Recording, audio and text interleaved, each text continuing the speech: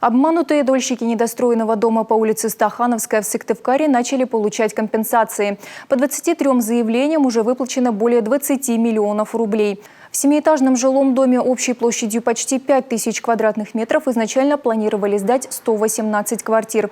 Но в силу разных причин застройщик ООО «Вега» не смог завершить объект. Компания вышла на банкротство. Люди остались и без денег, и без жилья.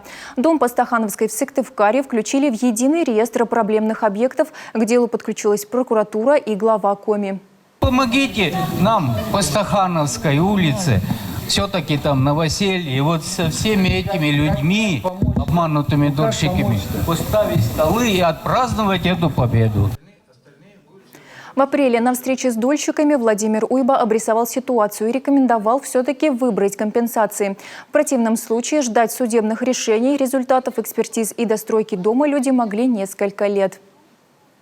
Наш застройщик, который подал в 2019 году на банкротство, сейчас это банкротство оспаривает. Поэтому действия дальнейшие пока блокируются. Ну, думаю, что в ближайшее время все-таки мы эту ситуацию разрешим в суде арбитражном. Ну и дальше уже двинемся по той развилке, которую вы изберете. Дольщики в итоге согласились. Первые из них уже получили свои деньги.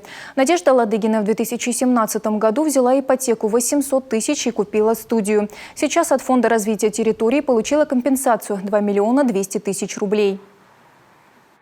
Я очень долгое время хотела дострой, потому что я не верила, что могут вообще выплатить сумму, приближенную к рынку, да, то есть я боялась, потому что цены очень сильно изменились с того времени, и мы боялись, что мы останемся ни с чем. Заплатили нам хорошую сумму, она приближена к рынку, даже, я бы сказала, рыночная цена, то есть на эту сумму мы реально можем найти себе что-то равнозначное. Теперь у меня будет собственное жилье, и за что хочу сказать спасибо всем, кто совершил все действия к тому, чтобы выплатить нам компенсацию. Ну вот еще раз говорю, Владимиру Викторовичу Уйбе спасибо большое, и Минстрою, и вообще всем, кто был причастен.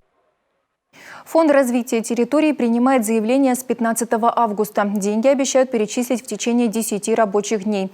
Всего компенсационные выплаты получат 123 пострадавших дольщика.